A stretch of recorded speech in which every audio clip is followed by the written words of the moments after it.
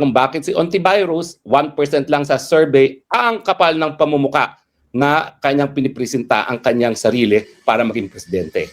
Abay, nag-anunsyo na talaga itong si Ontiveros sa kanyang kagustuhan na tumakbo bilang presidente. Saan ba nanggagaling yung tapang ng loob nitong si Ontiveros para tumakbo na presidente? Unang-una, tignan natin yung kanyang pagkapanalo bilang senador. Huwag natin kakalimutan na yung unang 2 takbo ni Ontiveros, hindi siya nanalo. Bokya. Sa pangatlong taon, matapos siya maging trustee ng PhilHealth, kaya utas-usap-usapan, nakatulong talaga sa kanya ang mga resources ng PhilHealth at siya'y nanalo sa panahon na paalis na si Noynoy Aquino. So, nanalo siya na 9th place. Hindi siya top-notcher. Ibig sabihin, sa 3rd try, nanalo siya pero 9th place. At yung huling eleksyon, itong 2022 elections, nanalo siya muli pero siya ay 11th place, no? Second to the last. Ang last na nanalo ay si Jinggoy. So kung ikaw ay hindi ka naman naging top-notcher sa eleksyon bilang senador, at kung ikaw gaya ni Ontiveros ay hindi tumataas kesa sa 1% sa lahat ng mga surveys, kahit pa yung Pulse, SWS, or even yung yung mga hindi kakilala, lumalabas na 1% din siya, saan kumukuha ng tapang at saka pagmumuka itong si Ontiveros para magsabi na siya ay tatakbo bilang presidente?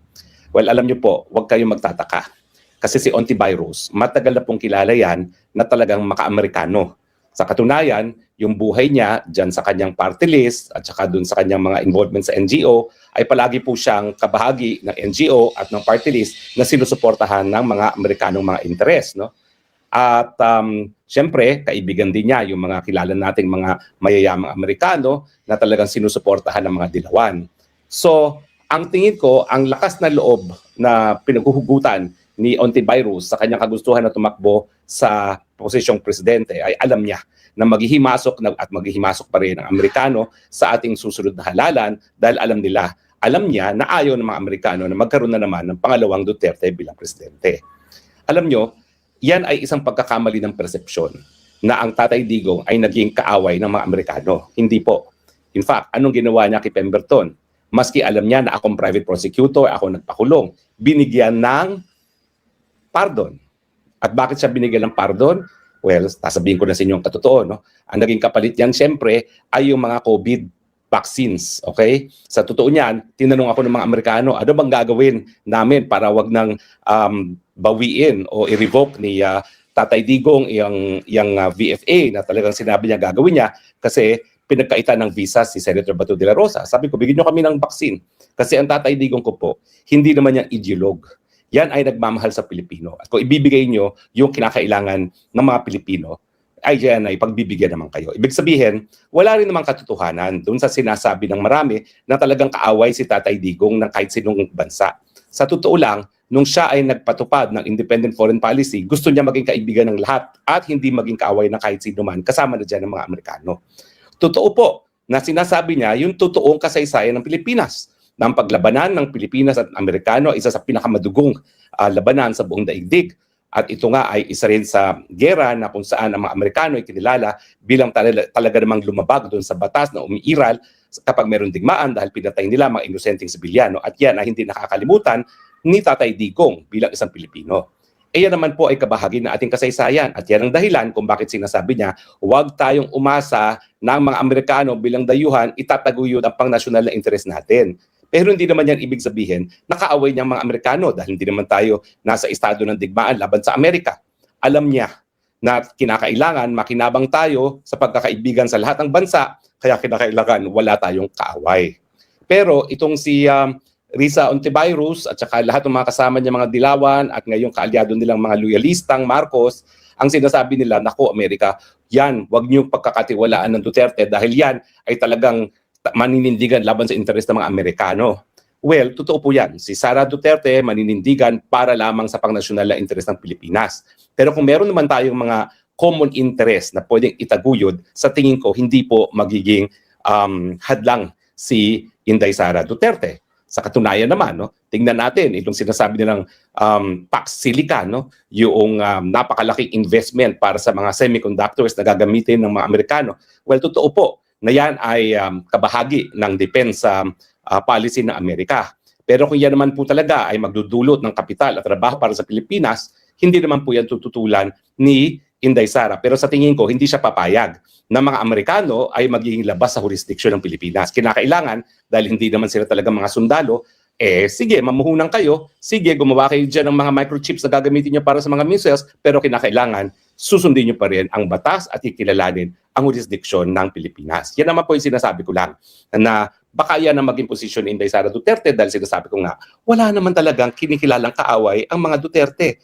Kung saan makikinabang ang Pilipino, doon ang mga Duterte. Kaya nga po ang perfect example dyan, miski alam niya na yung presensya ni Pemberton sa Pilipinas ay labag sa kalayaan ng bansa dahil yung BFA na yan ay talaga namang lumalabag sa ating soberenya dahil yan ay pinagbabawal ating saligang batas, pinatawad pa niya ang Pemberton kapalit nga ng mga bakuna, no, na kinakailangan ng mga Pilipino. At sa tingin ko, ganyan din ang gagawin ni Inday Sara Duterte. Pero pagdating kay antivirus, talagang ang sulsul nila, huwag kayong magtiwala sa mga Duterte. Tignan yung lingwahe niyan. Yan ay kakampi sa China. Bakit? Ano ba ginagawa ng Amerikano ngayon? Di ba si Trump, ilang beses nang nakipagkita kay Xi, 2 beses na. At palagi silang nag-uusap para lalo pang mapalapit at maging mas mainit ang pagkakaibigan ng China at ng China. Kasi bilang dalawang pinakamalaking ekonomiya sa daigdig, alam nila na kapag sila ay naglabanan, walang makikinabang, walang mananalo. Kinakailangan magtulungan ang dalawang pinakamalaking ekonomiya sa buong daigdig dahil kinakailangan nila ang isa't isa bilang merkado at bilang pinagkukunan ng puhunan. So sa akin, naniniwala lang si antivirus na makukumbinsi niya mga Amerikano na ang magtataguyod talaga ng pang-Amerikanong interes ay si antivirus. Well, totoo po yan. Huwag niyong asahan si Inday Sara na magtaguyod ng pang-nasyonal ang interes ng mga Amerikano kung hindi naman makikinabang ang Pilipinas. At isang prueba sa ganitong magiging pulisya na Inday Sara Duterte ay itong gera sa pinag-aawayan ng gera pagdating sa Taiwan. Walang pang-nasyonal na interes ang Pilipinas dyan sa Taiwan. In fact, pati yung mga Amerikano, kinikilala naman nila na ang Taiwan ay kabahagi ng China sa ilalim ng One China policy na sinimulan ni Richard Nixon. So, bakit tayo makikialam dyan? Bakit natin pagagamit ang ating mga base militar para maging forward-launching mga bases ng mga Amerikano kung sila magkagera sa China?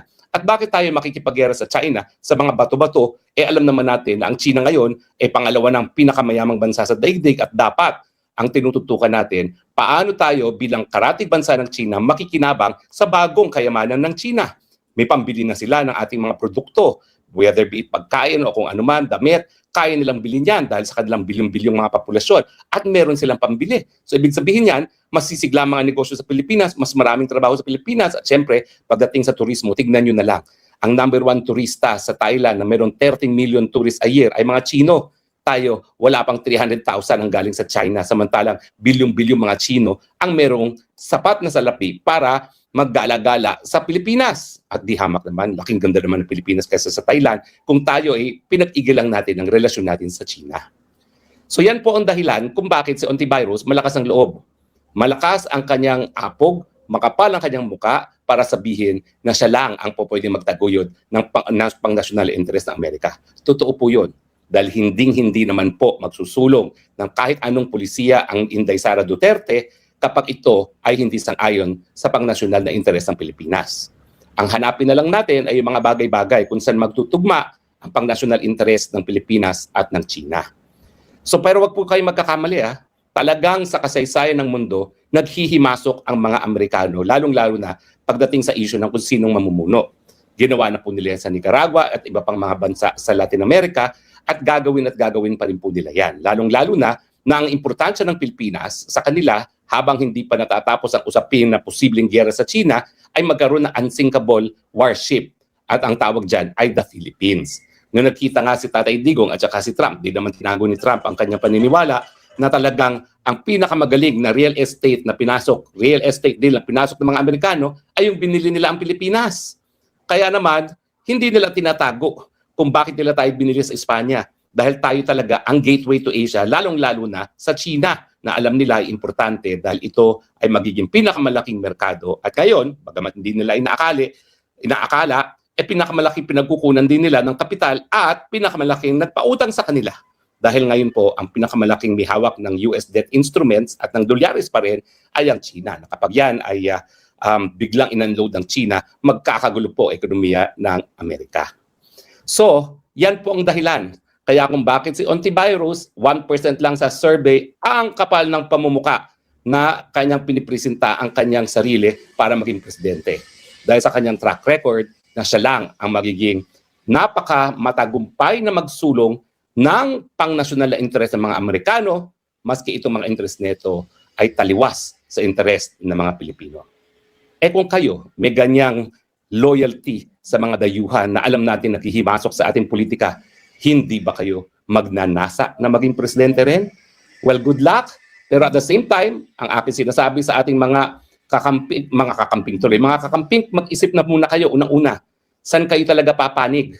Diyan sa mga gaya ni Ontiveros na lumuhod dati sa mga Duterte para manalo sa senador, bilang senador. Diyan kayo papapanig sa mga kakamping na mga nagkakain suka na dati-dati sinusuka si Marcos, ngayon iniidolo, or kakampi kayo sa mga Duterte na bagamat kinulong at inaapi, naninindigan pa rin para sa sambayanang Pilipino.